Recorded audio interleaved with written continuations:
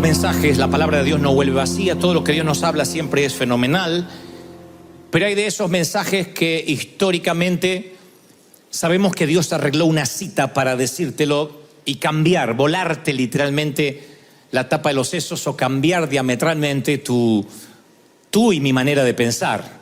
Entonces yo quiero que me prestes atención porque este mensaje particularmente es para aquí, para River Arena. Le pedí a los editores que no corten ni una parte de este mensaje, que cuando salga en las redes en un par de semanas salga completo.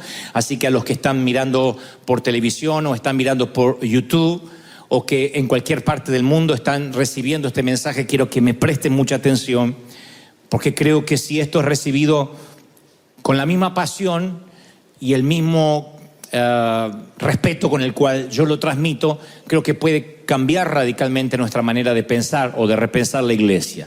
Yo tengo una palabra para aquellos que estuvieron en el infierno, metafóricamente hablando, aquellos que tuvieron un infortunio en la vida, una eventualidad que no esperaban.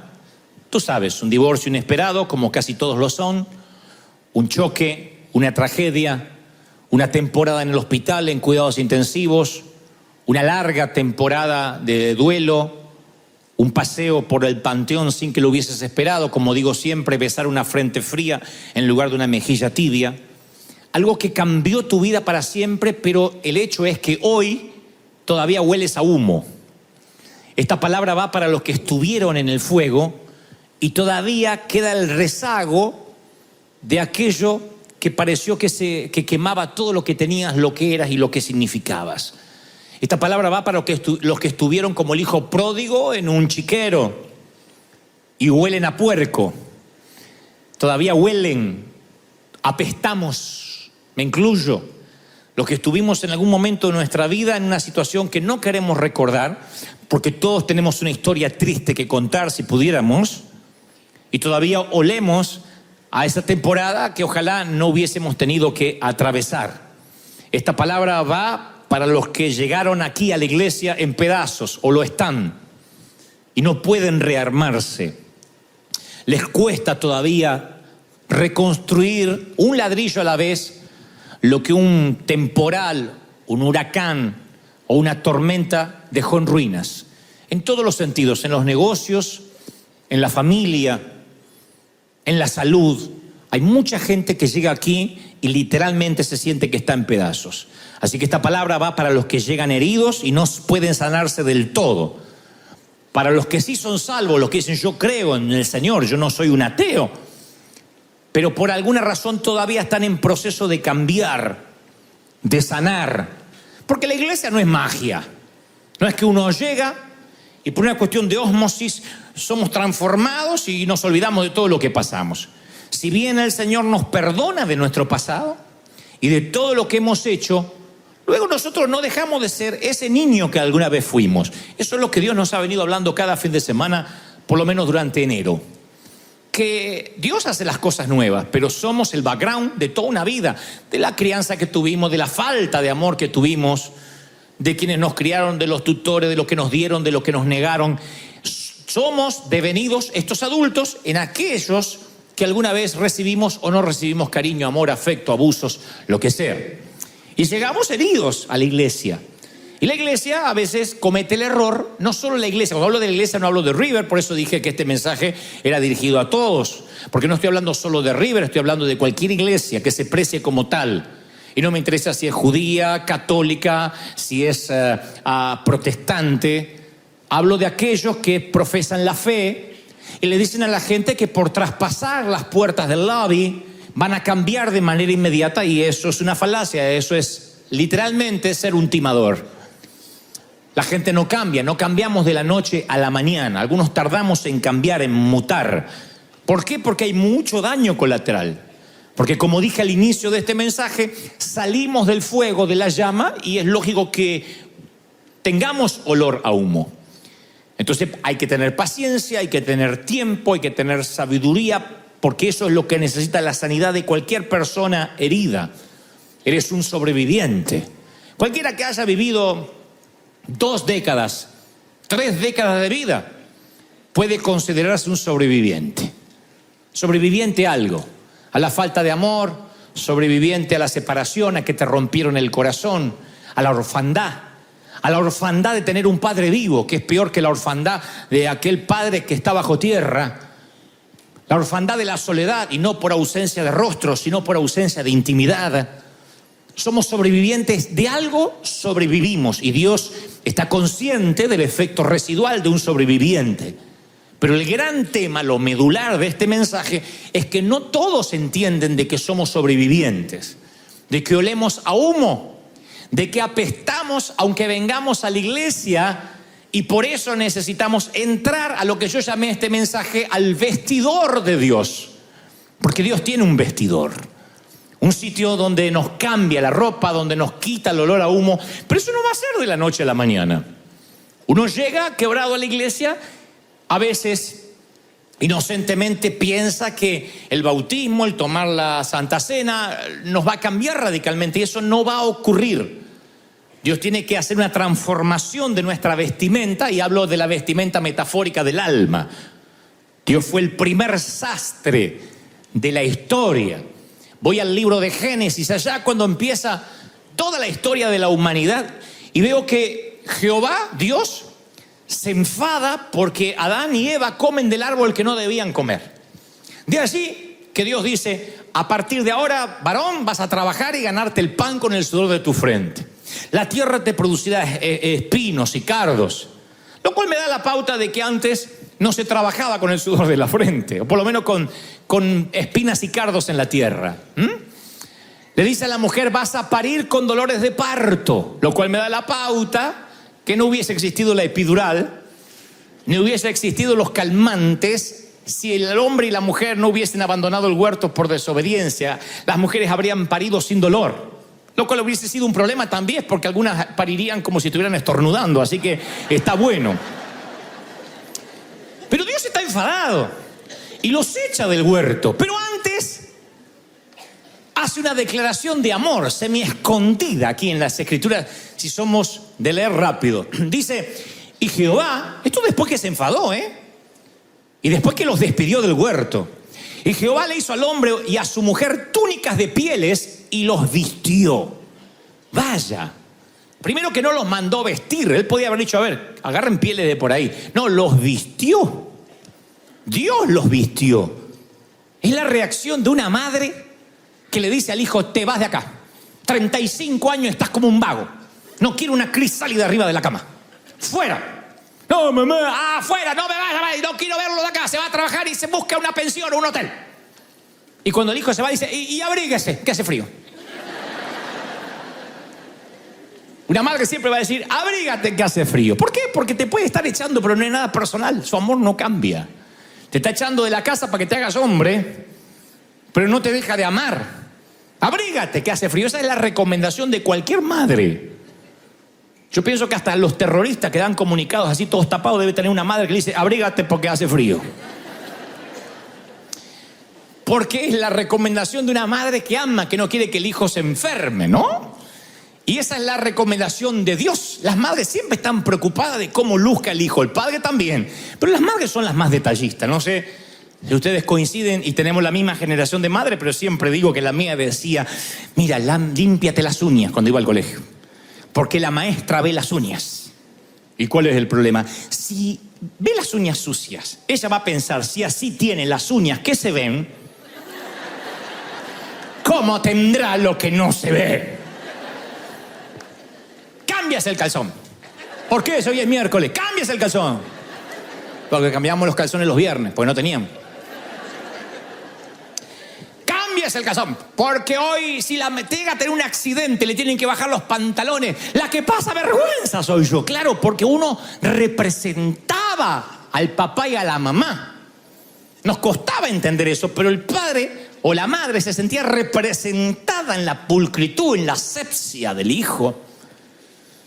Entonces nos mandaba con esos peinados, lamida de vaca con saliva de madre. Y te paraban los pelos así duros. Deberían vender la saliva de madre en Costco.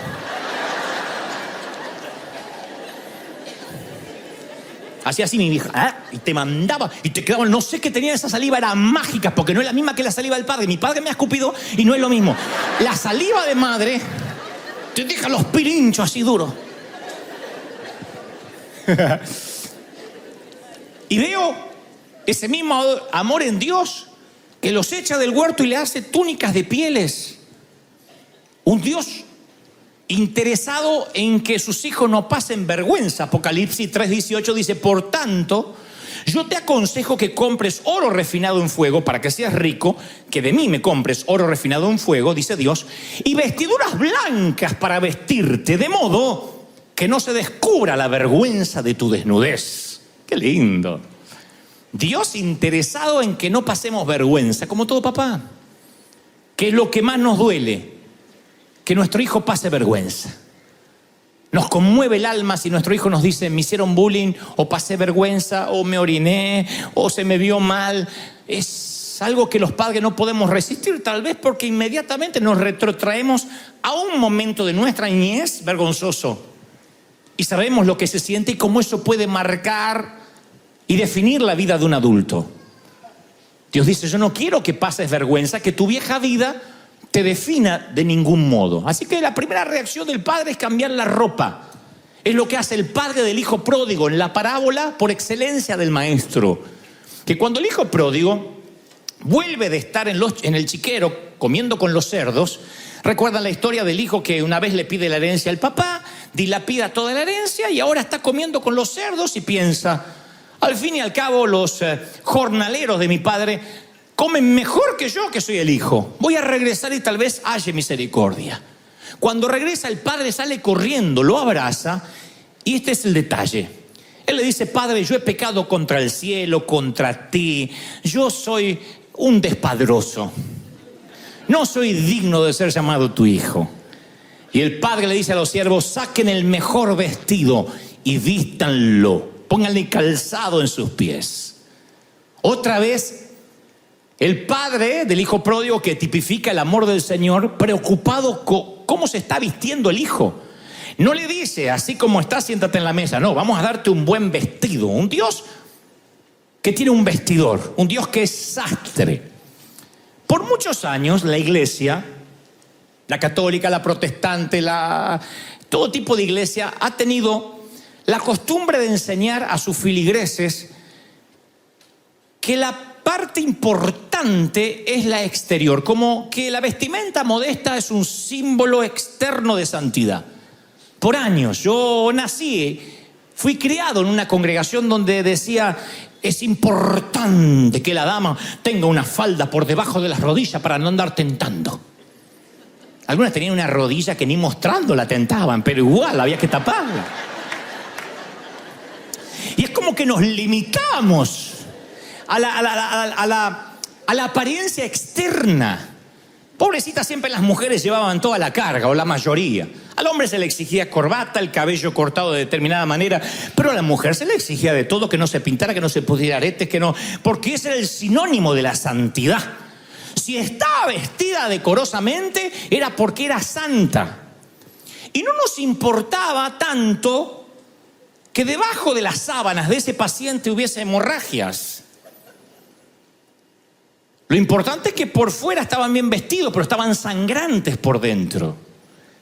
Pero a nosotros no nos importaba, había que dar imagen de santidad. No importa que por dentro luchaban con una familia disfuncional, un matrimonio roto, un hombre abusador, un hijo luchando con estupefacientes. No, lo importante es que se te vea y des testimonio con tu manera de vestir.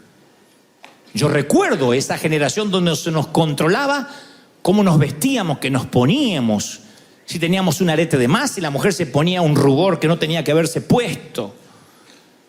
Y no nos importaba si estaban sangrando, si estaban heridos, si venían en pedazos, si habían estado en el infierno y todavía olían a humo. Había que tapar el olor a humo con una vestimenta externa. Y de allí surge la sana doctrina, la iglesia que la gente vive en santidad. Y solo era el exterior, era pintar un cementerio de blanco.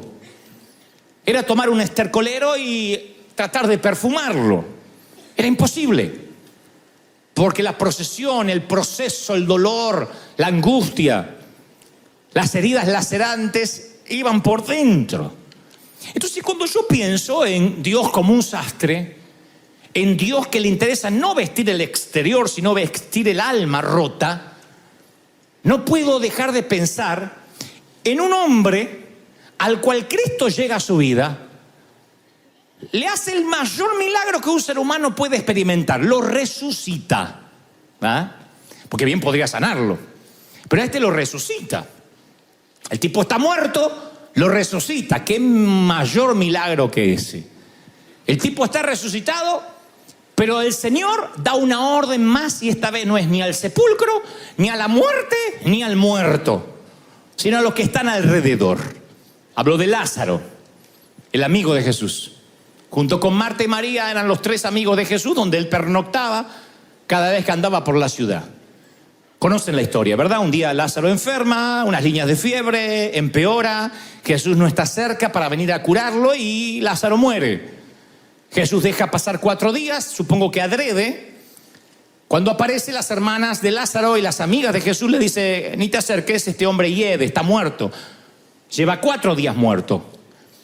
Jesús ordena que corran la piedra de la tumba donde estaba su amigo.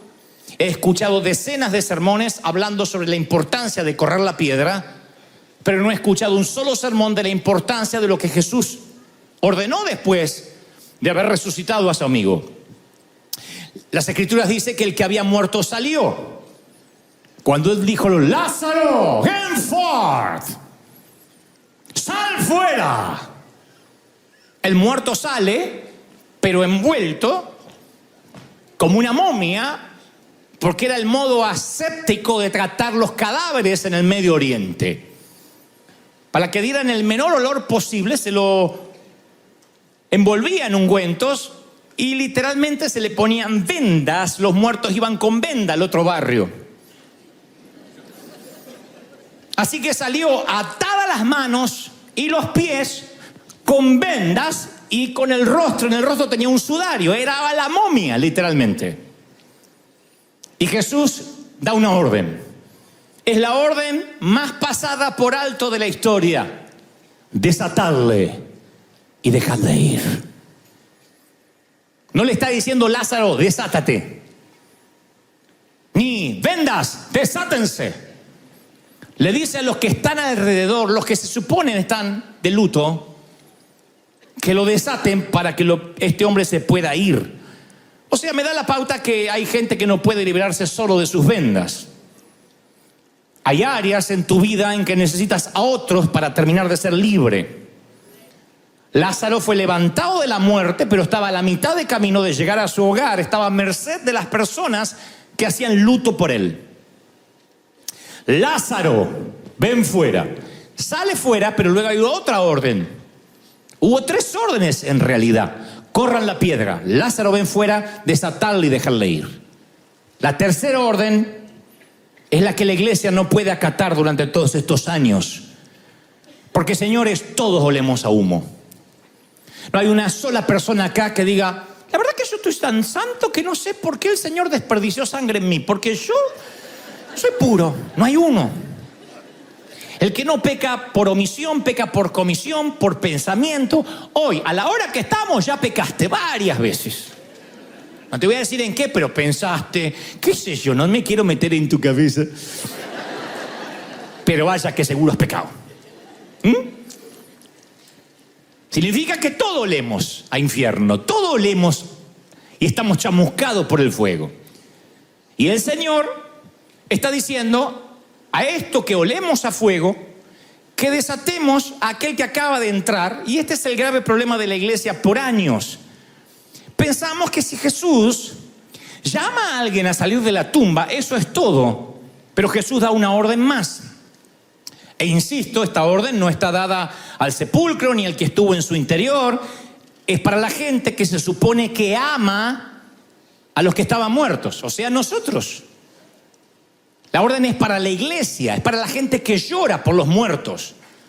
Es para los que estamos fuera de la tumba. Y hay incluso algunos, que le han puesto la mortaja al muerto.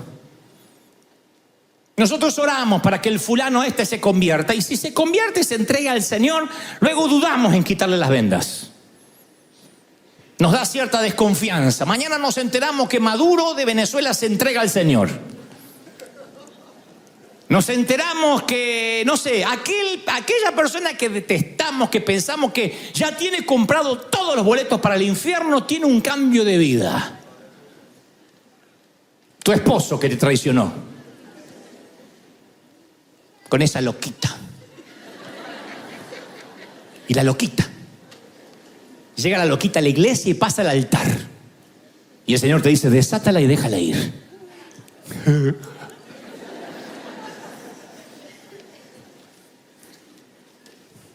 O el pedófilo, o el abusador, o el borracho, o el padre que debió haberte dado esa atención que merecías, o aquel que los abandonó cuando eran unos niños, o aquel que por un desfasaje hormonal eligió las hormonas en lugar de quedarse contigo cuando era una niña. No lo sé. Tú dices, no, está bien que el Señor lo perdone, que lo resucite, pero yo no quitaré esas vendas hediondas. Y le dijeron Marta y María al Señor.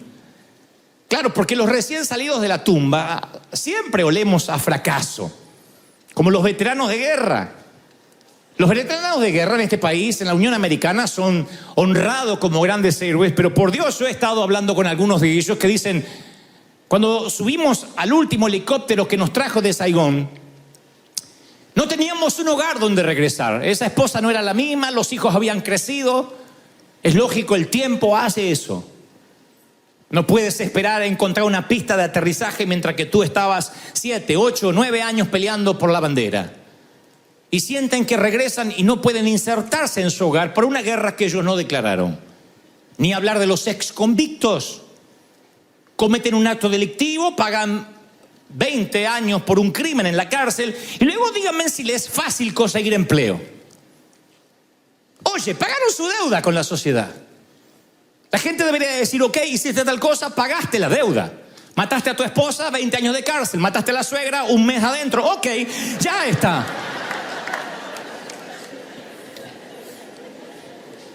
Sé lo que están pensando, ¿por qué le dieron tanto tiempo por matar a la suegra? Pero es así la justicia.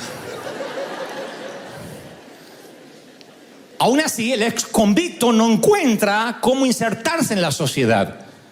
Lo mismo pasa con aquellos que conocemos al Señor y un día nos equivocamos, como todos hipócritamente nos equivocamos. Pero ¿qué hacemos nosotros? Si quieres reconciliarte con el Señor, pasa aquí, arregla tu vida. Pero ese reconciliado nunca tendrá la confianza absoluta de quien debe quitar sus vendas. No. Díganme en un solo pastor que haya fallado en su moral y que la gente le dé un voto de confianza otra vez. No existe. El Evangelio de la Gracia, que se jacta en decir que Dios perdona todos los pecados, permite que un arquitecto al que se le desmorona un edificio vuelva a hacer planos. Y también un actor que hizo una mala película o varias. Y ni hablar de un empresario que presenta 38 quiebras como Donald Trump. Vuelve a ser empresario, vuelve a amasar una fortuna y se postula como presidente del país más poderoso del mundo. Pero no un pastor. Un pastor no volverá a tocar jamás el estrado si ha fallado en su matrimonio, si ha tenido hijos en las drogas. ¿Por qué? Porque está bien que Dios lo perdone, pero yo no iré a ese tipo nunca más. Me encanta que hayas resucitado a Lázaro, al Señor, te lo agradezco, pero sabes, yo no tocaré esas vendas hediondas. Así somos. Agradecemos que Él lo haya resucitado, pero no nos gusta involucrarnos. Y si la iglesia no se involucra, Lázaro andará resucitado, pero no podrá caminar. Porque seguimos juzgando de que no nos produce demasiada confianza. Tenemos que aprender a tratar con la causa y no con los síntomas. ¿Qué es un síntoma? Cuando el cuerpo te anuncia y somatizas porque está anunciándote de que hay un dolor en alguna parte. Ese es el síntoma. Y hay médicos, hay galenos que dicen, yo no quiero amortiguar o adormecer o camuflar los síntomas. Yo necesito saber ¿qué es lo que causa el dolor? ¿Qué es lo que infringe el dolor? Si yo inmediatamente apago el síntoma, no sabré cuál es el virus. Hay doctores que dicen, cuando su hijo tiene una línea de fiebre, no corra inmediatamente a darle un medicamento, déjelo que la fiebre suba, de modo que el cuerpo trate de combatir el virus y sepamos de qué se trata esto. En términos espirituales igual. ¿Cuál es el calmante que la iglesia ha ingerido por años? La sana doctrina. El cuidado que nadie tome alcohol de más. Cuidado que aquí venga alguien y confiese que duda de su identidad sexual. Cuidado que aquel venga con el pelo medio verde, porque eso no es de Dios. Una vez me dijo, hermano, ¿cómo tienen ahí trabajando uno con el pelo verde? Y yo le dije, ¿sabe cuántas rubias acá son morenas y no son rubias?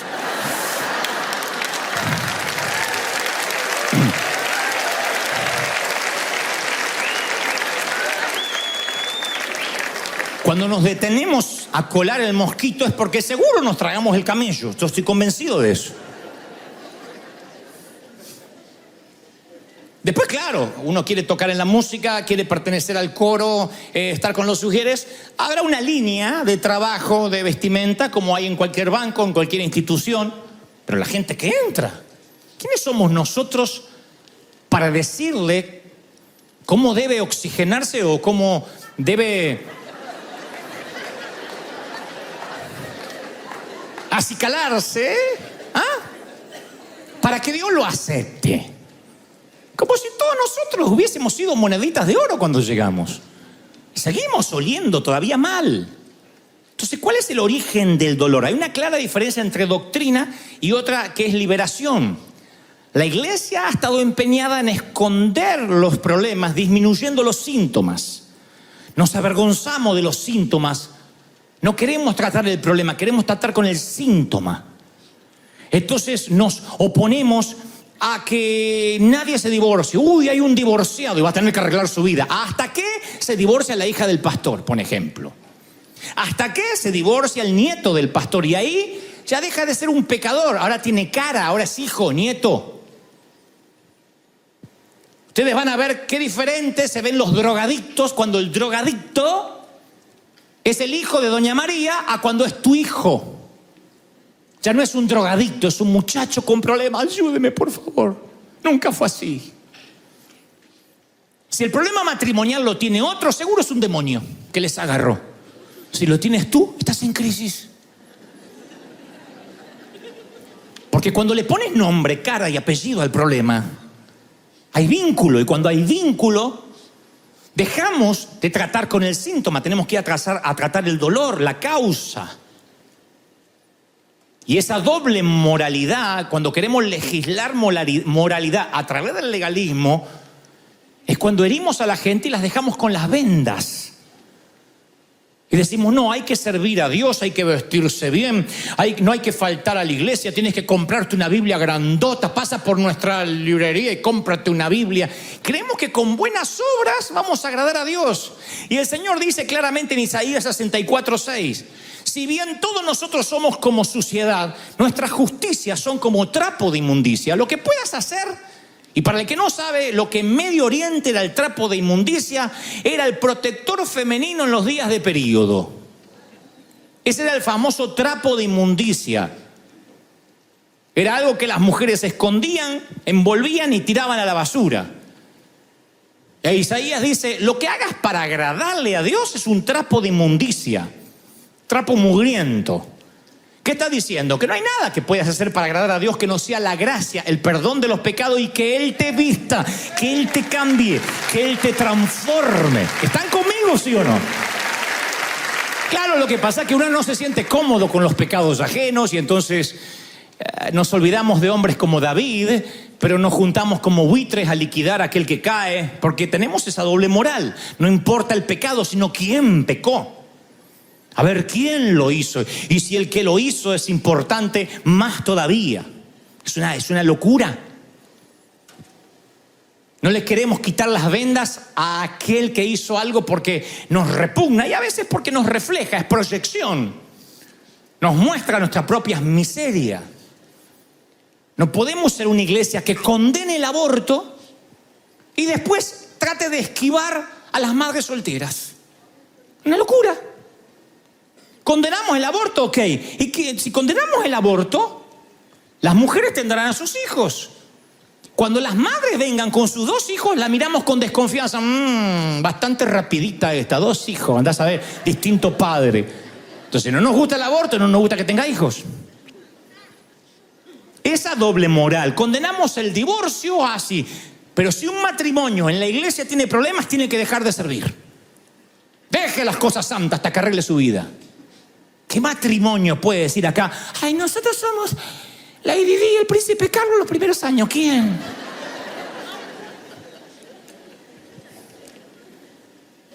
Como dijo una, ni un sí ni un no tenemos. Y claro, si el viejo estaba sordo hace 30 años, no la escuchaba.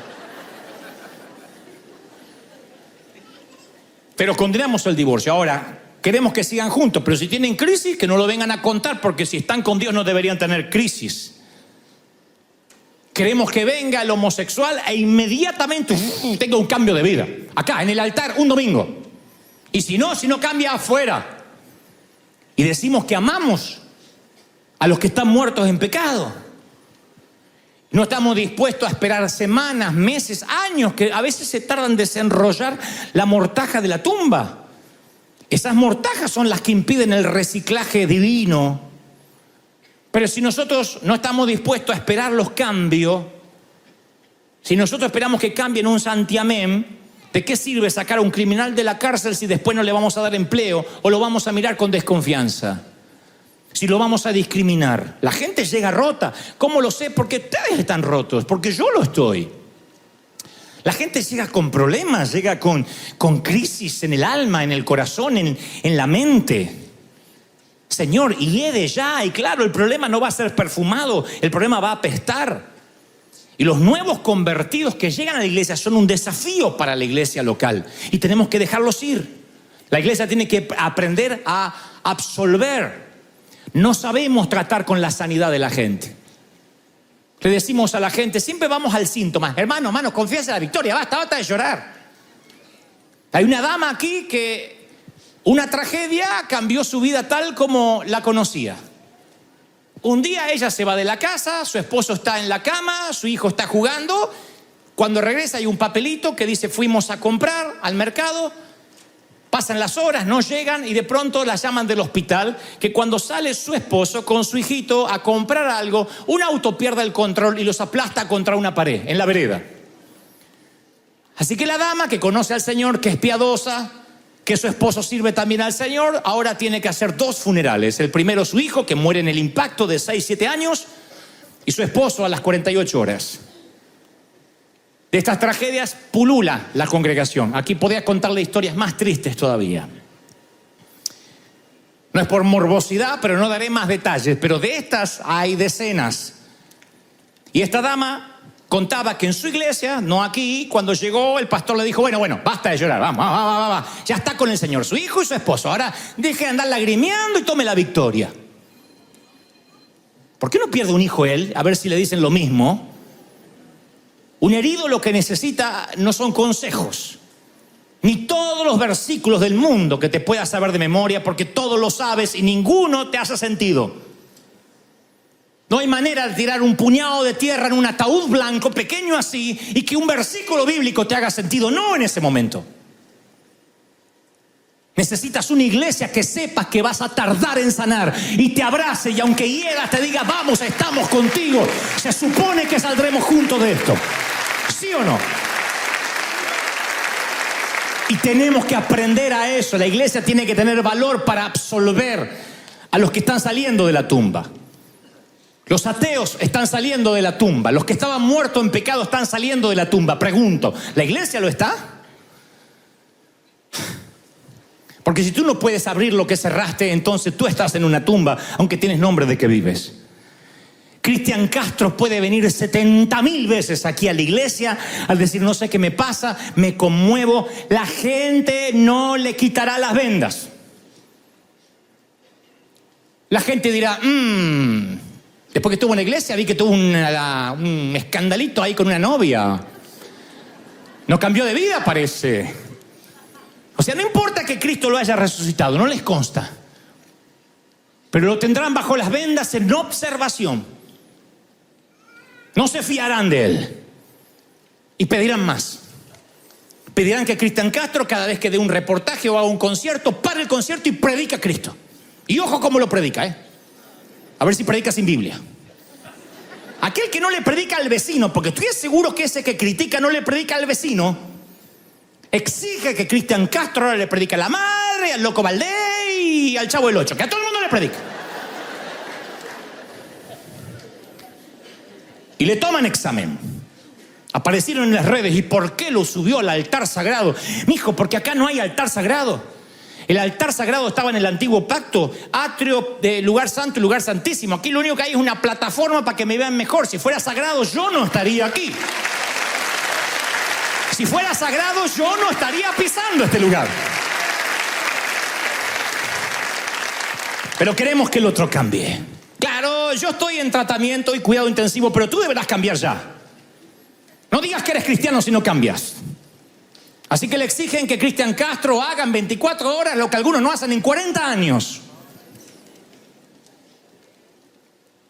Ahora quiere ser predicador.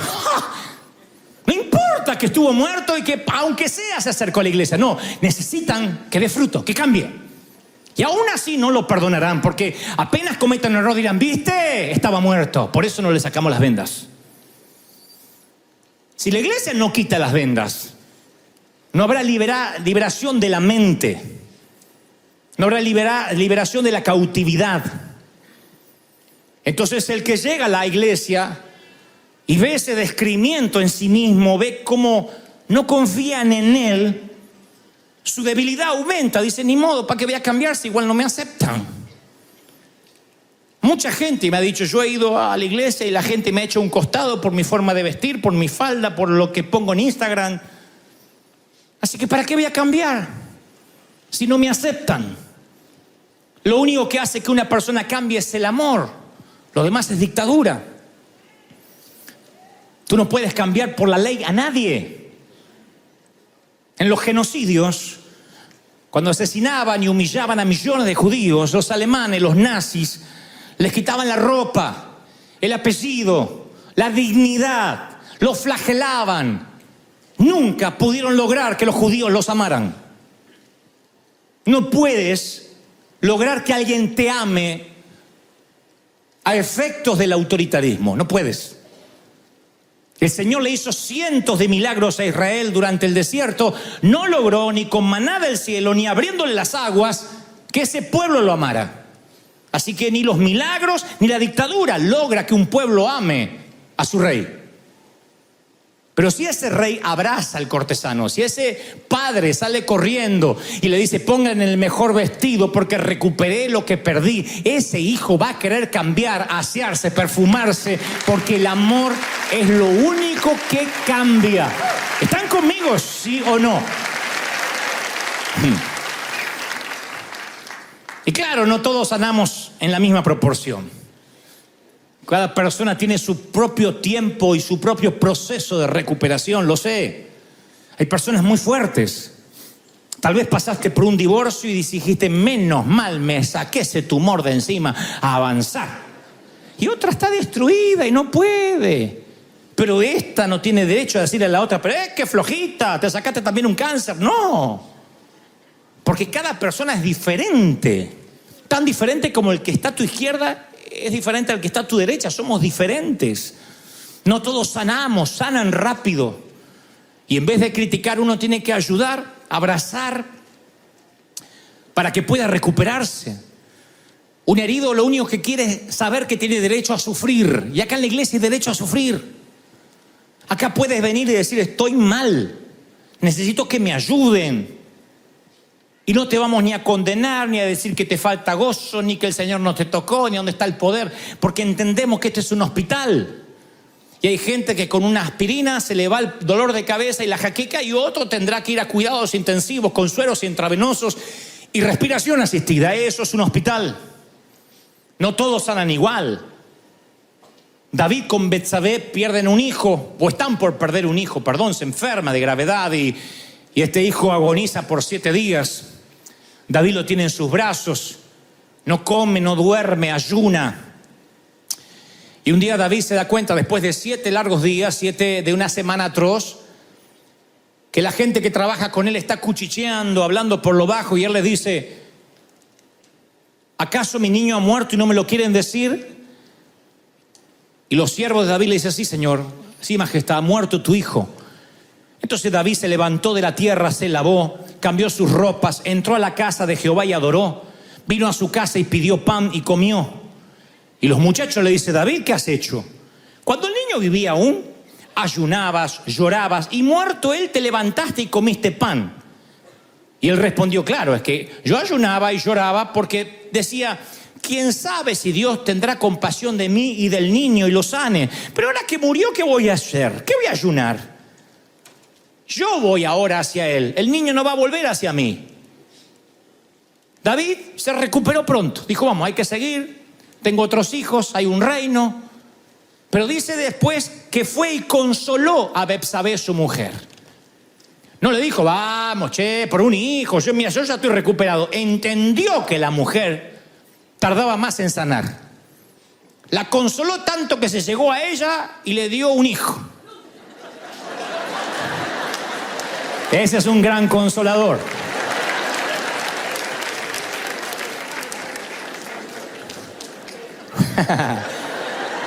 Concibieron a Salomón. No pueden decir que el aleluya no le salió del alma. Ese aleluya estuvo extraordinario. Concibieron a Salomón. Entonces hay gente que tarda más en sanar que otras. Y es una falacia pensar que todos sanamos igual, que todos nos tenemos que reponer igual, porque ahí otra vez volvemos a tratar con el síntoma y no con la causa. Entonces uno tiene que entender que en la iglesia hay gente que parece sana y de la otra. Pero gente sana aquí no hay. Todos tenemos historias tristes que contar, todos hemos pasado por momentos difíciles. Pero solemos juzgar a aquel que viene y decimos: a ver si realmente cambió. Y si no cambia o si tarda, ¿qué? Yo no me pondré en el camino de los que quieren llegar a Dios.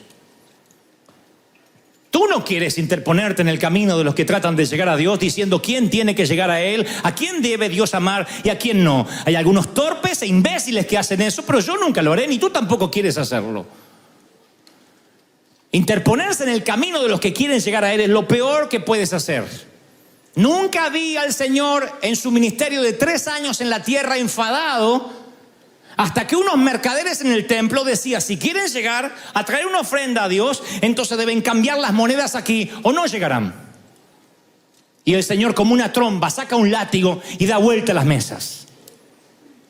Él no tenía problema con que vendieran cosas ahí o hicieran cambio. El problema es que muchos volvían a sus casas frustrados sin poder llevar su ofrenda a donde la tenían que llegar. ¿Quieres ver enfadado a Dios? ¿Quieres ver a Dios con un látigo? Interponte en el camino de los que quieren llegar a Él. Y yo no me interpondré en su camino. Yo no diré que aquella hermana con la falda por acá es más santa que Cristian Castro con sus despadres. Yo no seré quien lo juzgue. Porque no sé, este es famoso y la otra no. Ese es el detalle. Pero siempre estamos mirando el exterior. A veces me llegan papelitos: hermano, una hermana se le ve la rodilla. Levante la vista, mijo, tan mal te hace una rodilla, tan hambriento estás que una rodilla te hace pecar.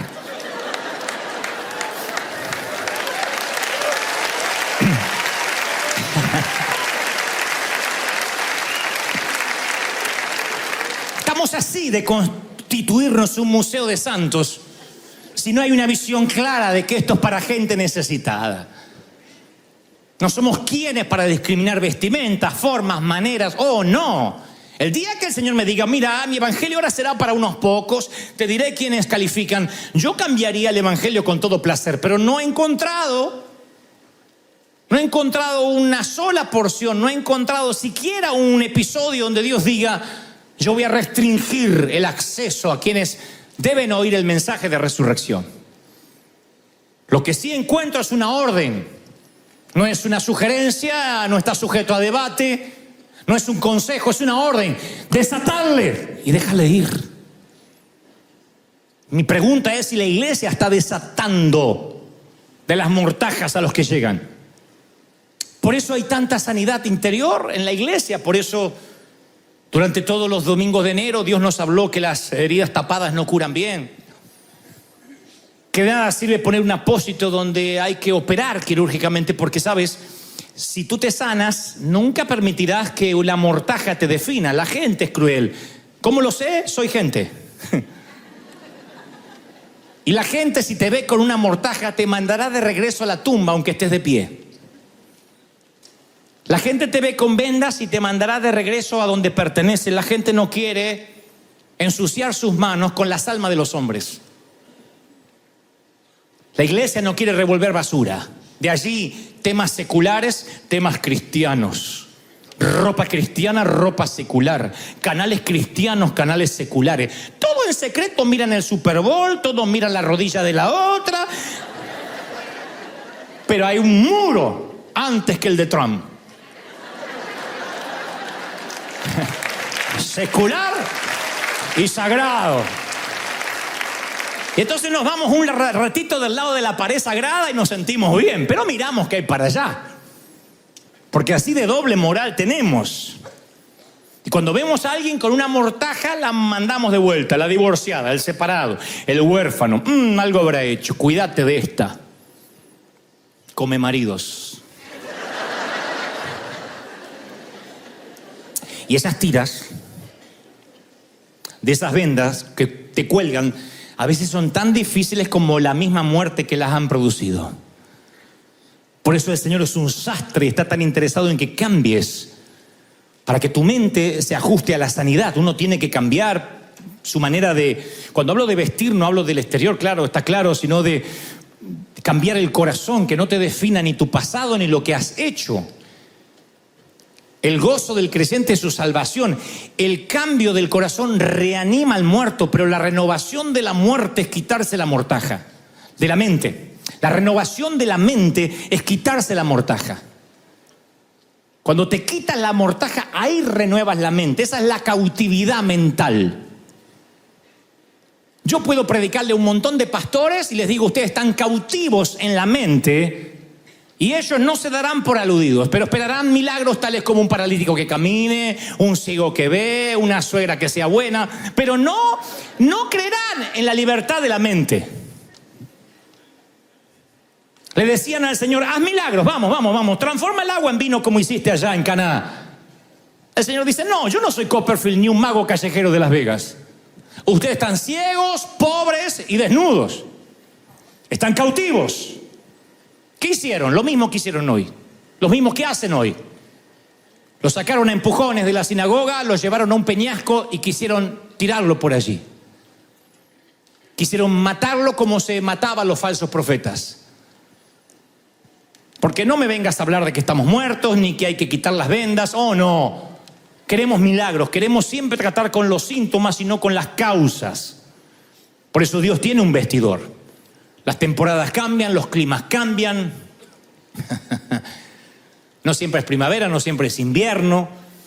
Y tienes el derecho a cambiarte de ropa si la que te confeccionaron para el hombre que eras ya no pega con el hombre que eres hoy.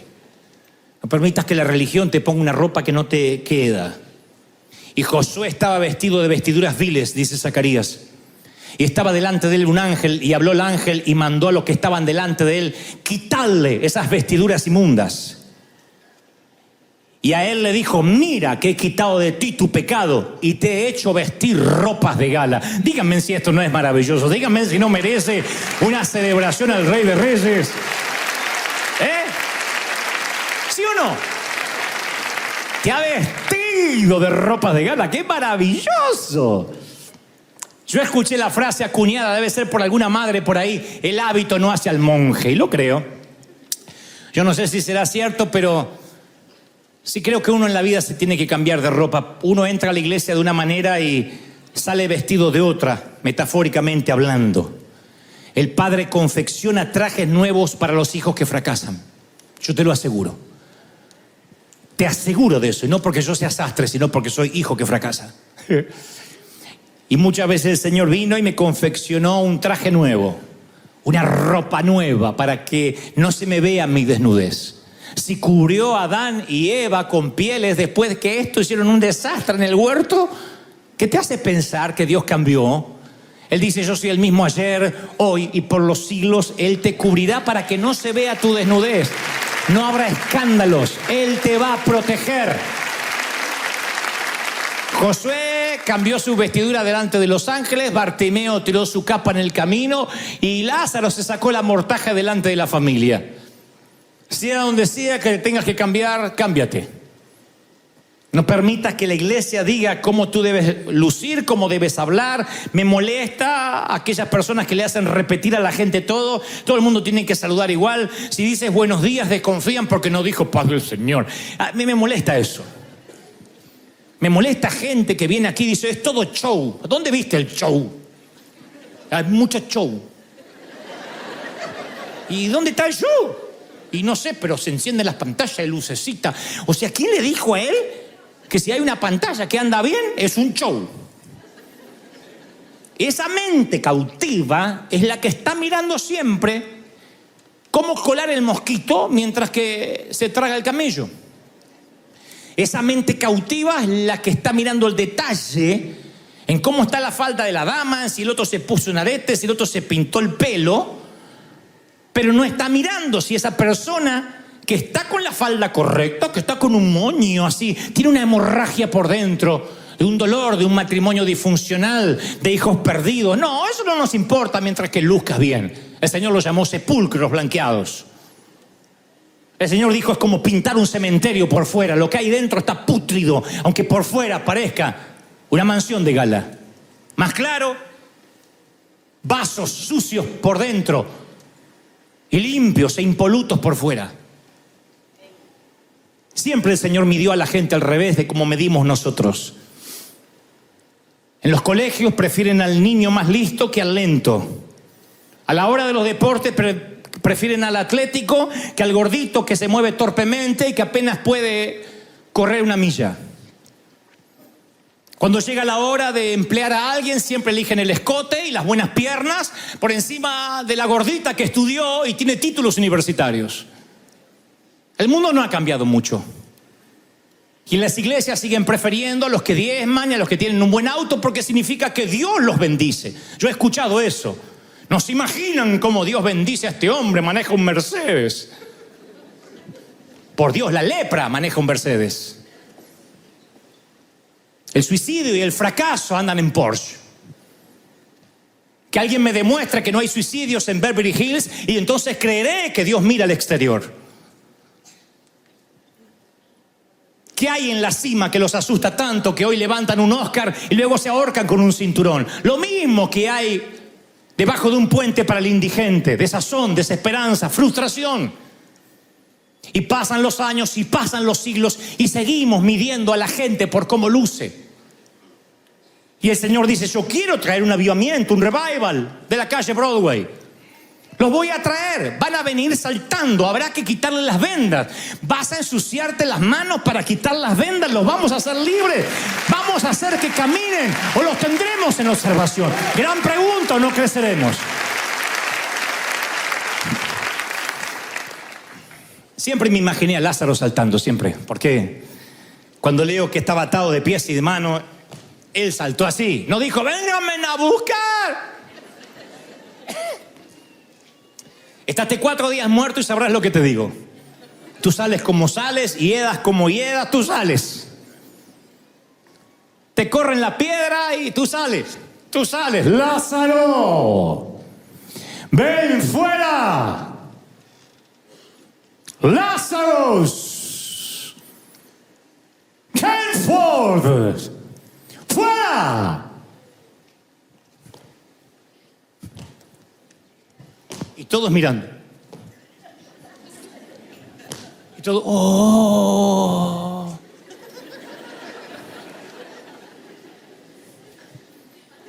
Y el Señor, ¿de verdad?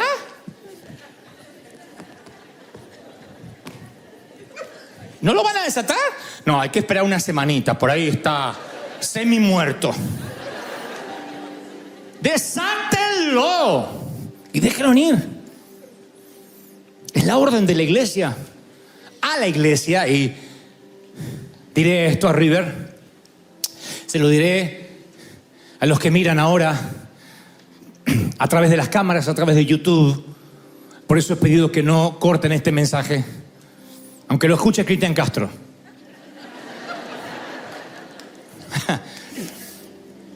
Porque este mensaje no es solo para nosotros, sino para todos los que están mirando. Él fue y es poderoso para sacar a muchas personas del pecado. Él da una orden y la tumba obedece. Wow.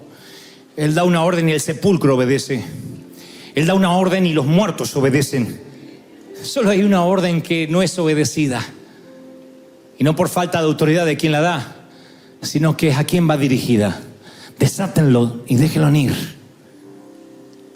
Le pregunté al Señor por qué hay tantas iglesias pequeñas. Tenemos los mayores recursos del mundo en los Estados Unidos de América. ¿Por qué las iglesias hispanas no crecen? ¿Por qué las iglesias gringas cada vez tienen menos gente? Le dije, Señor, si hay una razón, dime para no cometer el mismísimo error. Y el Señor me mostró que por más que Él resucitara a los muertos, no serán desatados. No los dejarán entrar. Los pondrán en decenas de cursos de capacitación, de consolidación, de grupos pequeños, grupos medianos, grupos más grandes. Y aún así nunca los absolverán. Son los que un día agradecidos, hediondos, pasaron por las puertas de la gracia, pero hoy, como si fueran guaruras de una disco, se colocan allí en la puerta para ver quién entra y quién no. Para que no entre cualquier gentuza como eran ellos. Y entonces, cuando la gracia es administrada por el legalismo, ya no hay gracia. No nos corresponde a nosotros decir si a esa, por tener la falda más corta o por las fotos que publica en Instagram, merece el infierno más que otra, que a lo mejor tiene la falda aquí, pero una lengua bífida.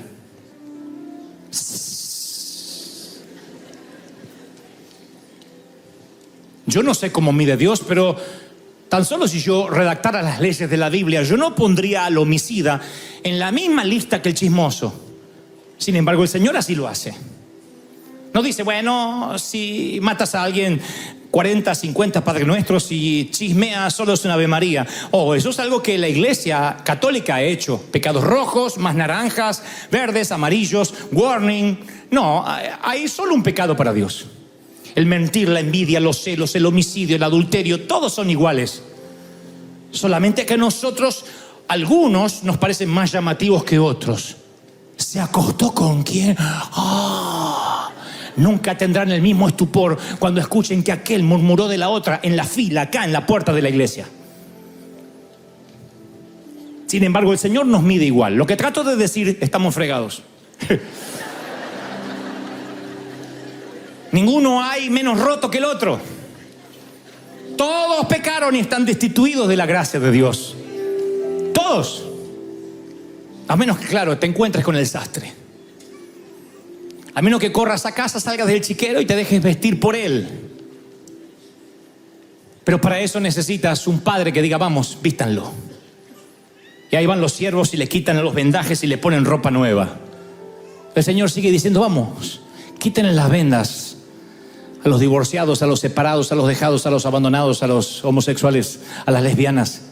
Quítenle las vendas, ámenlos, abrácenlos, no le pidan cambios como yo todavía no te estoy pidiendo cambios a ti. Quien diga, yo la verdad que no me acuerdo de ningún pecado que he cometido. Siempre hago el mismo ejercicio mental. Si tuvieras 24 horas de purga, 24 horas de impunidad, ¿qué harías? Imagínate que Dios dijera 24 horas que puedes hacer lo que quieras, acostarte con quien quieras, robar lo que quieras, matar a quien quieras y no serás condenado por Dios. La gente hace... Bueno, te diré, eso es lo que eres. Dios no te juzga por lo que no puedes hacer, sino por lo que harías si pudieras. Lo que harías si pudieras es tu esencia. No lo haces porque no debes, porque no puedes, porque no te animas. Pero lo que harías si pudieras, esa es tu esencia. Y eso es la manera, esa es la manera en cómo te ve Dios. ¿Lo ven? No hay justo ni un uno, ni aquí, ni hay altares sagrados, ni estoy aquí porque yo estoy más santo que ustedes. No. Que yo tenga el micrófono y ustedes no me ponen en una posición particular. Dios jamás pondría a un hombre entero para dirigir un grupo de gente rota. porque no los entendería. Dios se asegura que el que esté aquí esté lo suficiente roto para entender lo que es la gracia y lo que entender los cuidados intensivos de quien lo necesita. Están conmigo, de verdad. Así que este no es un debate, no es una sugerencia. Desatarle y dejarle ir, desatarle y dejarle ir. Alguien tiene que celebrar por ese avivamiento que viene hacia River. Desatarle y dejarle ir. Si alguien va a celebrar porque cree que Dios habló, que se escuche ese aplauso. Que tiemble River, que sea el mayor aplauso de la historia. ¡Yeah! ¡Aleluya! Vamos, alguien tiene que celebrar más que eso. Desatarle, desátelo y déjelo ir. Que se vaya a la casa. Así que mira, si eres un Lázaro y el Señor te resucitó como a mí, créeme, Él no te habría resucitado, si no tendría un plan contigo. La Biblia dice que Lázaro nunca más se separó de Jesús. Si querían ver al resucitado, tenían que ver dónde estaba Jesús. Ahí estaba Él contando el testimonio. Los resucitados siempre se quedan al lado de quien los trajo a la vida. Así que hay un propósito. El error fue nuestro, el de la iglesia, y yo pido perdón en nombre de toda la iglesia, en nombre de todos los pastores, en nombre de todos esos que comen santos y defecan diablos, en nombre de todos esos que se rasgan las vestiduras hablando de sana doctrina. Yo pido perdón. Y no me importa lo que dirán mis colegas, les estoy hablando a los que estuvieron con vendas, a pesar de que el Señor los resucitó hace meses o años. Y la iglesia no se las quitó y los puso en observación a ver si merecían la resurrección. No somos nosotros los jueces. No somos nosotros los que determinamos quiénes son salvos, quiénes pasan y quiénes no. Hemos lastimado más gente con iglesias así. ¿Quién necesita un diablo? Hemos lastimado gente, y yo quiero pedir perdón por todos aquellos vendados que no liberamos, no sentimos, no obedecimos la orden de Dios de dejarlos ir. Y yo quiero dejarlos ir. A los que están aquí, liberarlos, quitarles la mortaja. Estás libre, estás puro, estás santo. Dios dice, eres nueva criatura. Basta de que lo que hayas hecho te defina. Eres libre.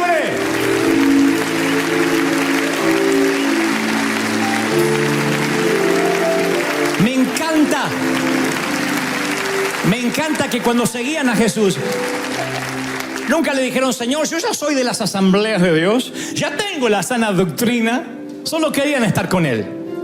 Me encanta que venga un judío como este conductor de televisión, Julián Weich, y diga, me siento bien de ser católico, apostólico, judío romántico. Cristian Castro se falla atrás y dice, ¿tú crees, Dante, que ya soy católico? No sé qué eres Castro seguro, pero Dios te tocó. Me encanta que no tengan claro qué les pasó. Porque si tienen demasiado claro en qué se convirtieron, a qué accedieron, es porque seguramente entraron a un club. Pero cuando Dios toca, tú no sabes lo que eras y lo que eres. Tú estás confundido, saltando. Lo único que sabes es que estabas muerto y que ahora estás vivo. Y la gente te tiene que desatar. Y cuando te desatas, tienes nueva vida. Alguien tiene que decir amén. ¡Yeah!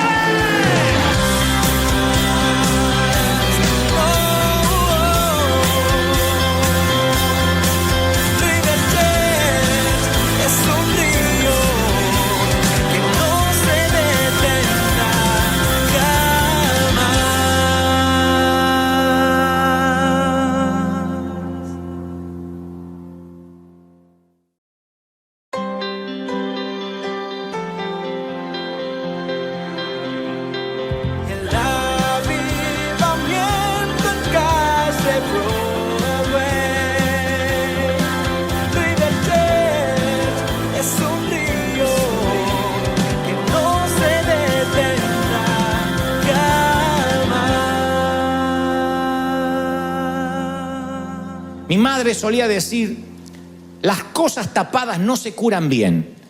Y eso tenía que ver como que cuando en el patio del recreo del colegio yo me lastimaba una rodilla o me raspaba, inmediatamente iba a enfermería y pedía una curita, un apósito. Y cuando venía, lo primero que mamá hacía era sacar la curita. Ponía alcohol y decía, déjala al aire libre. No, al aire libre no. Sí, porque nada de lo que está tapado se cura bien. Así le titulé a este mensaje. Las cosas tapadas no se curan bien. Lo que tapamos no se cura. Lo que se mete debajo del tapete sigue siendo mugre debajo del tapete. No sé si hay gente acá que guarda cosas debajo de la cama y cree que no están. Están ahí. Hay zapatos, hay cosas. Capaz que el abuelo que estás buscando está ahí. Siguen siendo cosas debajo de la cama. Sigue siendo mugre debajo del tapete y sigue siendo herida debajo del apósito. Mamá decía, nada de lo que se tapa se cura. Y el Señor, cuando llegamos a la iglesia, cuando llegamos a su casa, como una mamá, como un papá, lo que hace es quitar el apósito que quisimos poner para no pensar, nos mira la herida y nos vuelve a decir lo que decía mamá. Las cosas tapadas no resultan bien, no terminan por curar. Sanar exige un proceso como cuando respiramos, cuando inhalamos y exhalamos. Inhalamos oxígeno y exhalamos dióxido de carbono. Si nos quedáramos con el aire dentro, se nos contamina el cuerpo, porque el aire entra puro, pero sale de manera impura. Sale como dióxido. Entonces es imposible respirar el aire nuevo si no soltamos el viejo. Y en términos espirituales es exactamente igual. Es imposible comenzar lo nuevo, decir, me aferro a la palabra de que este es el año de la cosecha, si no soltamos las cosas del 2019, del 2008, de 1997, hay cosas que tienen que ser soltadas de una vez. Hay de los que dicen, no hables tanto del pasado, habla del futuro. Pero ¿cómo vamos a hablar del futuro si la gente enfrenta el presente, encara el futuro con vendas, con apósitos y con heridas que empiezan a supurar, que empiezan a infectarse, el olor pútrido empieza a ser despedido? Entonces nada de lo que se tapa es para que se cure. A veces la carga del pasado nos envuelve, nos quita el oxígeno y no nos deja respirar, y no nos deja mirar hacia el futuro. Entonces, si bien las heridas tapadas pueden llegar a infectarse, ¿cuándo es que tapamos esas heridas por primera vez? ¿Cuándo es que no dejamos que el Señor, como un gran cirujano, las intervenga y quite y limpie y ponga asepsia allí? Pienso que la primera etapa que eso sucede es la niñez. La niñez, los niños son hasta ahora el mayor milagro que yo jamás haya visto. Y David, que en cierta ocasión clamó por la vida de un hijo que se le estaba muriendo, mientras que su hijo se debatía entre las garras de la muerte y de la vida, ese bebé se estaba muriendo, él clamaba y ayunaba para que ese hijo viviera. Tan pronto su hijo muere, él siente que ese hijo, de alguna forma, esa saeta, esa flecha, había caído en tierra. No había podido lanzarla a los aires, aunque el niño obviamente se había ido a la eternidad. Y él escribe con mucho dolor, he aquí, herencia de Jehová son los hijos, Salmo 127:3. Cosa de estima el fruto del vientre, pero son como flechas, como saetas en manos del valiente. ¿Por qué David compararía a los hijos con flechas? Tal vez porque se deba al potencial que ellos tienen y que nosotros como padres los podemos lanzar, los podemos guiar. No podemos decirnos dónde ir, pero podemos guiarlos, darles el primer impulso. Somos responsables de tensar el arco que acelere sus logros, que acelere su bienestar emocional. Los ponemos allí y lanzamos a los hijos. Y hay aquí gente que les tensaron el arco de alguna forma. Les dijeron, vamos para allá. Ve a ese país que te va a ir mejor. Estudia, prepárate. Tus tutores, tu tía, quien te haya criado. Pero eso no es lo que nos compete a hoy, sino que yo quiero hablar de las flechas rotas. Aquellas flechas que se rompieron y las taparon con una curita. Las flechas que algunas se rompieron en la aljaba. O aquellos que fueron tensados y lanzados a la calle, a tener que abrirse camino a duras penas en la vida, en el sexo, contra los abusos. Esas son las flechas partidas, los hombres y mujeres de hoy que empezaron la vida adulta con heridas de cuando eran niños. Yo predico acá cada domingo Y les digo, me sorprende ver la carita de algunos, porque lloran. Y no son gente relativamente nueva. Algunos están aquí con nosotros hace años. Y yo los veo llorar, y uno podría pensar, bueno, es muy sensible, le tocó el mensaje y todo eso es verdad, pero siempre me pregunto cuánto dolor, cuántas lágrimas todavía tienen que salir de sus ojos para erosionar tanto dolor. ¿Hasta cuándo va a drenar la herida? ¿Hasta cuándo Dios va a terminar de hacer la sanidad? ¿Será que Dios se tarda? No, Dios no se tarda. Dios puede hacer las cosas en una noche, en una hora. Lo que pasa es que nosotros nos resistimos a dejar la herida abierta. Y si no muestras la herida, no permites que haya asepsia, no permites que haya oxigenación, desinfección. Y eso se va tapando.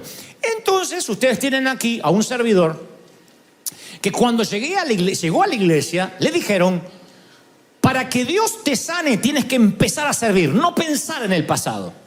Me pareció una linda terapia. Y fuimos una generación que si teníamos problemas en el matrimonio lo ignorábamos, cuestión de servir al Señor. Si teníamos problemas con nuestros padres lo ignorábamos porque había que servir al Señor. Si bien el servicio al Señor es algo digno, nunca el servicio al Señor funciona como narcótico para adormecer lo que tienes que resolver. Porque tarde o temprano la herida se va a cobrar una víctima. Marta, afanada estás. Le dice el Señor a Marta cuando ve que la preocupación que tenía la hermana de Lázaro era que los vasos estén limpios, que el centro de mesa estuviese en su lugar, que la pizza no se le pasara. María dijo al cuerno con el centro de mesa y la pizza. ¿Cuántas veces voy a tener a Jesús en casa? Y se le tiró a los pies. Y Marta dice, esta vaga, ¿qué hace? Tirada a los pies del Señor. Sin embargo, el Señor dice que lo que hace María es lo que debería estar haciendo Marta. Marta encuentra identidad haciendo, María encuentra identidad estando. Estar con Él significa tener tiempo para orar, para meditar. Cuando los discípulos veían que se estaban hundiendo en alta mar, apelan a la compasión de Jesús. Le dicen, ¿no ves? ¿No te importa que muramos? No retan su poder, retan su compasión. Sin compasión no hay milagros. Y cuando nosotros no tenemos compasión, no podemos ver a la gente rota. De hecho, hasta no permitimos que alguien entre en nuestra tormenta. Nos cerramos. No dejamos que alguien nos ayude. No queremos revolver. Tenemos temor de abrir nuestro corazón, depositar confianza y que nos vuelvan a fallar. Y entonces levantamos paredes para que no nos vuelvan a herir. Y a Jesús sí le importa. A Él le interesa meterse en tu tormenta y decir, calla, enmudece. Porque Él se compadece, Él no quiere que mueras. Y al ver las multitudes tuvo compasión y sanó a los que estaban enfermos. Mateo 14:14. Marcos 1:41 dice, y Jesús teniendo misericordia de él, extendió la mano y con compasión le dijo, quiero, sé limpio. Podemos levantar la iglesia más poderosa en cuanto a luces, pantallas. Si la gente rota, herida, no siente compasión, no siente una voz de compasión, solo va a encontrar religión. Y la religión mata, la religión es el opio de los pueblos. La religión siempre mata la relación para con Dios. Y Dios no quiere religión, quiere relación. Y sanarte. Ya te aclaro que algunos se sanan rápido y otros tardan semanas. ¿O no? Visita un hospital. Hay algunos que están en la sala de emergencias por boberías. Y otros están por cosas más serias. Y a veces, como el Señor nos habló hace un par de semanas, hay que liberar la cama rápido para los más críticos. No podemos adueñarnos de la cama. Les conté una vez que hace muchos años atrás fuimos a un viaje a la costa argentina. Todo el viaje de la costa argentina, allá del Océano Atlántico hasta Buenos Aires, yo iba manejando y me daba el sol de frente. Y el sol me iba pegando acá en una camiseta en B que yo tenía. Y el brazo. Llegué a Buenos Aires a la noche. Tenía acá un triángulo rojo, así. pero diabólico, rojo como ese bolso, así. Me había quemado hasta el intestino desde acá. Así que fuimos volando al hospital de emergencia. No aguantaba más, no aguantaba. ¡Ah! Gritaba. Entonces llego al hospital, así, con el bracito y acá. Y cuando estamos ahí en la emergencia, pasa una camilla con uno recién balaceado por la policía. Venía con los intestinos así. ¡Ah! Y pasaba con los intestinos. Y yo, ¿qué pasó? ¿Qué pasó? Y dice, no, es un delincuente, estaba asaltando, lo agarró la policía, lo tiroteó y vino para acá. Venía hasta esposado a la camilla. Venía otro así, ¡ah! ¿Qué le pasó? Le había explotado no sé qué en la mano y traía en hielo parte de la mano. Y dice, ¿y usted qué le pasa? Yo tengo un triangulito de la...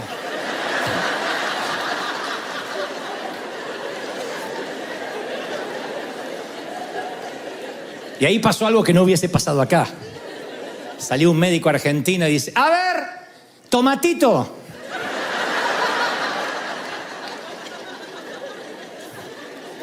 Anda, ponete una cremita en tu casa, correte, pibe. No, es que me quemo.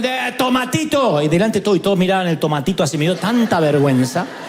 Lo bueno es que me puse tan colorado que combinaba con el triángulo. Lo cierto es que a veces uno sufre y cree que es el único que está sufriendo, pero llega a un hospital y se da cuenta que hay gente que está peor. La iglesia es eso. Hay algunos que necesitan simplemente una dosis pequeña de una palabra, algo que los aliente, se direccionan enseguida, y otros van a permanecer en cuidados intensivos por meses. Como pastor y por mi salud emocional y mental, tengo que entenderlo, lo tienen que entender el equipo pastoral, que así va a funcionar. Que de eso se trata, que la gente no se sana de inmediato de la noche a la mañana. Y que esas heridas pueden ser las de un tomatito o pueden ser las de algo más grave, de tener intestinos saliéndose. Y yo creo que hay muchos aquí que fueron niños que quedaron en un fuego cruzado en algún momento en la vida. Quedaron en el fuego cruzado cuando eran adolescentes, de familias disfuncionales de violencia de género. Por eso yo decía en el primer servicio, e insisto con esto, yo bendigo y celebro a los que trabajan en escuelas públicas, porque están tocando niños que son los que van a construir el futuro, son la generación de relevo, y a veces lo único que puedes hacer es tocarlos, como hizo Jesús, y tocó y los bendijo, dijo, déjenlos venir a mí. A veces no puedes aconsejarlo, no puedes mandarle una visitadora social, a veces lo único que puedes tocar es la cabecita de un niño. Nunca subestimes el tocar la cabecita de un niño. O decirle a un niño, campeón, ¿cómo va? Princesa. ¿No saben cómo sana eso a una niña que ya está preocupada por su cuerpo? Preocupada porque no nació en el hogar que quisiera nacer. No saben cómo sana a un niño, campeón. Yo recuerdo mi tío, que además era mi padrino, el hermano de mi madre, se llamaba Tito, o le decían Tito, claro. Él tenía en su casa una habitación llena de muñecos y muñecas de porcelana, muy caros. Mamá decía, se mira y no se toca, no podía ni respirar encima de esos muñecos. Eran muñecas bastante fantasmagóricas, por cierto, gigantonas. Todas habían comido gluten. Y recuerdo que en un momento yo me metí en esa habitación, porque era el único entretenimiento de ir a la casa del tío. Me metí en la habitación prohibida. No sé qué hice, un mal movimiento y dos muñecas de arriba hicieron ¡paf! Y volaron ojos, oreja, pierna. Un ojo hizo y yo quedé así. Eso era mi 9/11, yo quedé paralizado. Entró el tío. En silencio, levantó, juntó los ojos, la oreja, la pierna, puso las dos muñecas rotas en su lugar y me dio un abrazo. Yo me sentí amado. Y luego me hizo así en la cabeza, cuando era la época donde no importaba que me despeinara. Y me hizo así.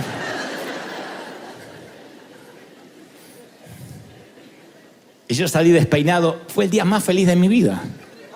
Mamá, no supe por qué yo volví con una sonrisa así, es que había roto 2 muñecos. Y mi tío me seguía amando. Nunca olvidé esa sensación. Por eso digo, el tocar a un niño, el bendecirlo, el decirle, hola, ¿cómo estás? Tú no sabes lo que es necesitar cariño.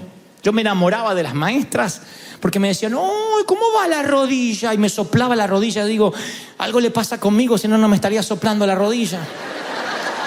Está bien, tenemos diferencia de edad. Tiene 65 y yo 6. Pero yo sentía que le importaba. Porque de alguna manera era una flecha rota. Me había quebrado en la aljaba.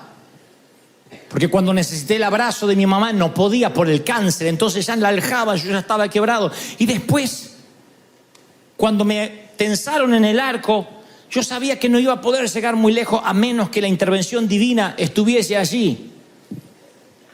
Y el Señor empezó a tratar con esas heridas. Si no, yo no estaría hoy inspirándote. No estaría hoy transmitiéndote lo que Dios me dijo que te transmita. Tú no puedes pedirle a un león herido que se ponga a saltar. Ningún animal herido va a jugar. Así tampoco le puedes pedir a una congregación que dé gritos de júbilo, que cante, que toque el shofar, que se ponga a danzar, porque si sufre es infeliz. Y las personas que sufren no tienen felicidad. Y ha llegado el momento de permitir que la gente que sufre encuentre un lugar. Y a veces no necesita consejos, pero siempre nos ponemos a aconsejar y a señalar. Y cuando uno señala y cuando uno aconseja, siempre hay alguien que está lastimado y dice, a mí de esos consejos ya me dieron un montón, no me recomienden un libro. Yo quiero que me den un abrazo, yo quiero que me amen. Mi tío no me dijo cómo comportarme con los muñecos, que no entre más, no me dio una reprimenda, me abrazó. Y te puedo asegurar que nunca más volví a romper uno de sus muñecos. Su amor me enseñó más que un castigo. Nunca más. Nunca me atreví a preguntarle qué había hecho con esos 2 muñecos tan caros. Pero yo supe que ese tipo sí me amaba. Ese tío realmente es mi padrino. Es un hombre que me ama de verdad. Y no por los regalos que me hacía para Navidad, sino porque cuando la fregué fea, me dio un abrazo. Eso es lo que River intenta hacer, darte un abrazo. No celebrar el pecado, no hacer apología que no cambies de vida, simplemente decirte, te entendemos, te comprendemos, no queremos que nadie se pierda. Soy tu pastor, estamos juntos en esto y vivos o muertos vamos a llegar a casa, vamos a llegar al puerto. ¿Sí o no? Te acostarás y no habrá quien te espante. ¡Qué lindo! Yo decía hoy el chiste de que a lo mejor te espanta el cónyuge. No, pero el peor espanto viene de tu propio interior. ¿Cómo escapas de ti mismo? ¿Cómo uno escapa de uno? A veces hay fantasmas que no te dejan descansar. Entonces nunca tienes la sensación de gozo, de paz interior. Dios te ama tanto que se preocupa por tu descanso. En paz te acostarás, así dormirás. ¡Qué lindo! Te haré descansar en delicados pastos. Dios es el único que se ocupa de tu descanso. Porque Dios junta las flechas rotas. Dios sabe dónde nacemos. Y cuando Él ve que fuimos criados en una aljaba de gente mezquina, de gente ruda, Él las levanta, esas flechas, y de alguna forma hace que alcancen su rumbo.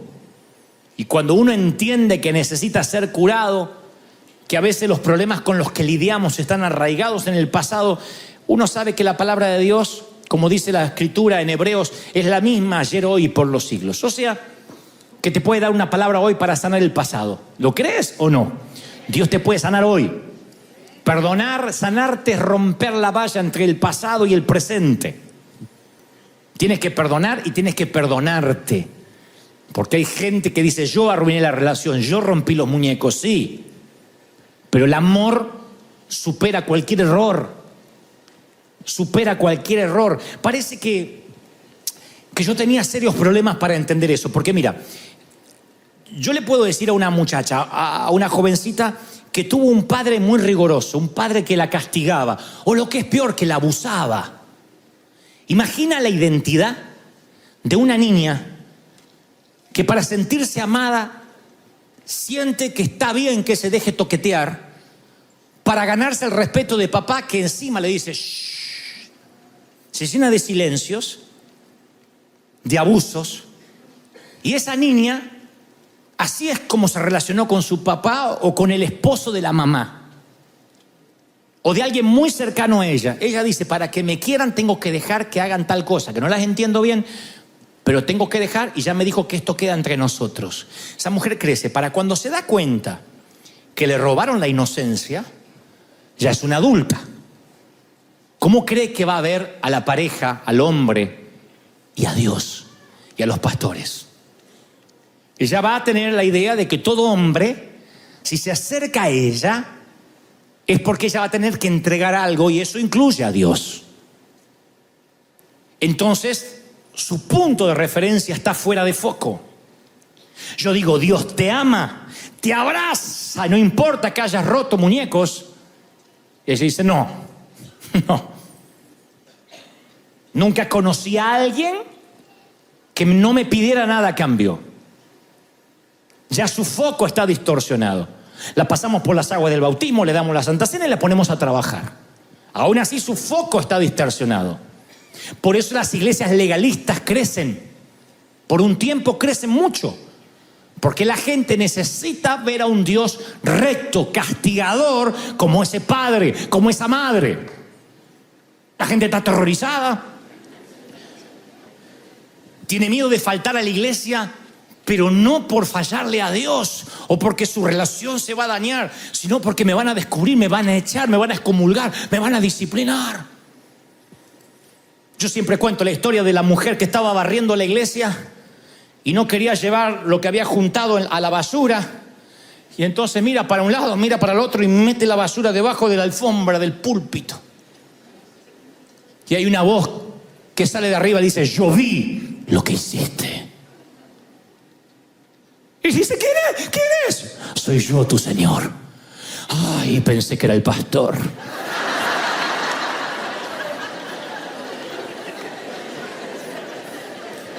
Y a veces el temor a fallar al ritual, a la religión, es más grande que el estar fallándole a Dios. A veces no te importa fallarle al dueño de los muñecos, sino que no te descubra mamá. Entonces tu foco está cambiado. Entonces yo te digo, Dios te ama, y la muchacha dice, no, perdóneme, pero yo no creo que Dios me ama sin que me pida nada. Él tiene un estricto código ético. Es una mujer o un hombre que va a mirar a Dios desde el sufrimiento. Yo era así, no fui abusado, pero yo entendí que para ganarme la aprobación de Dios, yo tenía que hacer un poco más. El amor de Dios hacia mí estaba un poquito más allá de mi próximo diezmo, un poquito más allá de mi próximo servicio, de mi próximo mensaje, de mi próxima entrega, y era algo que nunca se terminaba. Y cuando yo creía que estaba llevando a la barda, cuando estaba llegando al estándar de que Dios me iba a amar, la barda subía más. Ahora me decían, para agradarle a Dios tienes que cumplir esto y tienes que hacer lo otro. Nunca lograba agradarle a Dios. Es que lo que Dios sabía eso. Y Él tenía que reprogramar mi mente. La Biblia dice, transformaos por medio de la renovación de la mente. Usa la palabra metamorfosis. Dios tenía que transformar mi mente. Para eso tenía que sanar mis heridas. ¿Cómo creen que lo hizo? Te diré cómo lo hizo. Había muchos profetas por Argentina pululando las iglesias. Estaba muy de moda. Venían profetas invitados, esos profetas que denunciaban. Eran bravos porque decían, tú no estás orando, y a ti que estás mirando la aquella y el otro. Era una cosa. Pero a la gente le gustaba. Esos profetas que venían, dicen, no me voy a callar y voy a decir lo que Dios me pasen al altar. Y pasabas con miedo porque decía, aunque sea la última vez que me congregué, pasabas al frente. Profeta que venía, por lo menos estoy hablando de una docena. Hablaban a uno, le decían fecha, lugar al otro, y a mí me decía, hey, flaquito, ay, cómo te ama el Señor. Te ama. El que ve de lejos esa historia dice, claro, a este le dice que lo ama porque es especial, porque es más puro. No, era el más sinvergüenza. En un campamento una vez un pastor predicó las 5 abominaciones contra Dios. Las 5 abominaciones por las cuales perderás la salvación. De las 5 ya había probado 4 yo. No le voy a decir cuál porque no le importa a nadie. Y sin embargo el Señor me decía, ¿cómo te ama el Señor? Y empezaba a sanar. Me dejaba expuesto. Yo decía, ¿de verdad? ¿De verdad? Una y otra vez, ¿cómo te ama el Señor? Yo fui alguien que me costó entender eso. Me costó porque yo era una flecha rota. No tensaron mi arco lo que debieron tensarlo. O a lo mejor mamá en su vano intento de tensarlo le faltó el brazo fuerte de papá apuntalando la misma dirección. No sé. No haré un análisis mental de lo que pudo haber pasado. Solo sé que Dios tuvo que transformar mi manera de ver a Dios. Mi manera de ver las cosas. Y empezó a sanar. Empezó a sacar curitas. Empezó a sacar apósitos. Y a medida que sacaba curitas y apósitos, quedaban a descubierto lo que yo era. Y Dios hacía sobre la herida, como mi maestra de 72, que me ilusionaba, teniendo yo apenas 6. Y al sanar la herida, me fui curando, fui sintiéndome fuerte. Dios me dijo, no las ocultes, muéstrate auténtico. Dile a los que van a llegar que yo los amo. Alguien necesita oír esto, míreme. Te ama el Señor, te ama el Señor. Aunque rompiste, no 2, cientos de muñecos, muñecas, aunque hiciste algo despadroso, te ama el Señor. Te ama, te ama, te ama, te ama como nunca antes. Te ama. ¿Tú lo crees de verdad? Te ama el Señor.